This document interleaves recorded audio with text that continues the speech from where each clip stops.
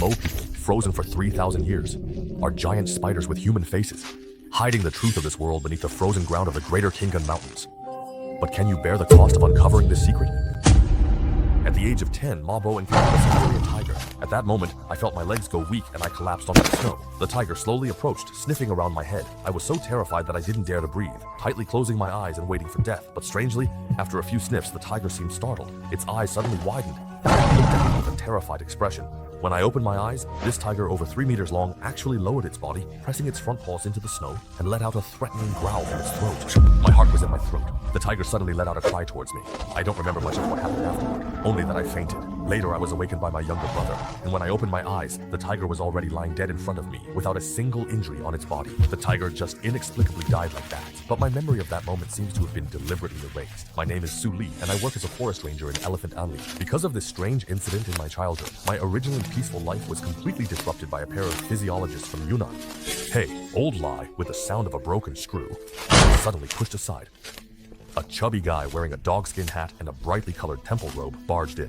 Before I could start cursing, he cheerfully said, "Hey, little brother, we're going to make it big." This chubby guy is called Wu Wenhua, an orphan who was taken care of by an old hunter in the village since he was a child. We looked at him with puzzled faces, and he excitedly continued, "Hey, a couple from the south came to the village. They want us to be their guides," he said, pulling out 2 10-yuan bills and waving them around. It was still the 1980s back then. I had been in these mountains for over 20 years and had never seen such large bills, but I quickly calmed down. Going up the mountain at this time was practically seeking death. Just as I finished saying this, a few people appeared at the door. They were wearing down jackets and woolen hats. The leader was a thin-faced man with glasses, a short mustache under his nose, and his face looked somewhat aged. I heard the old man ask, "Hey, comrade, hello there, are you the forest ranger here?" They were the people old Wu had just mentioned. The place they wanted to go was called Eagle's Beak Peak. We had never heard of such a place. The old gentleman took out a sheepskin map and asked me to take a close look. I frowned and could only guess, saying that after crossing the Dragon's Ridge, it seemed to be Erlau Ridge, which is about several dozen miles from here, but I still couldn't see Eagle's Beak Peak. The elderly gentleman couldn't hide his delight and quickly waved his hand, saying, it's all right, as long as you can take us there." After saying this, he eagerly began to introduce the members of his team. The man with a side part and glasses is called Sun Jiangguo. The woman with short hair, named Liu Shuibing, is next to him, and the young lady beside her is Mei Ruoshang. Lastly, there's a big guy with a face full of scars named Dong Shengwu, and he himself is Wu Xianzhang, a professor at a biological science institute in Yunnan. They came this time to search for the habitat of the Mo tribe. The Mo tribe was an ancient tribe that lived on Eagle's Beak Peak during the pre-Qin period. I didn't say anything because, according to the map, that place is not close.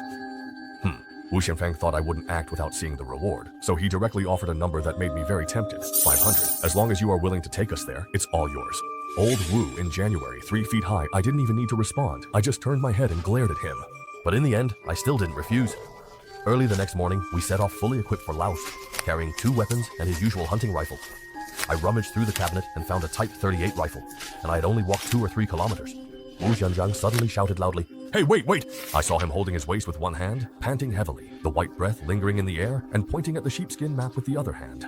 "Why don't we take this route? It could almost cut the journey in half." Wang Lao Wu walked over to take a look and couldn't help but sneer. "Hey, do you know what that place is called? Dead Man's Shopping." I thought those 3 words would be enough to intimidate them, but unexpectedly, Wu Xianzhang's face showed a look of delight. Why is it called that? Is there some kind of legend?"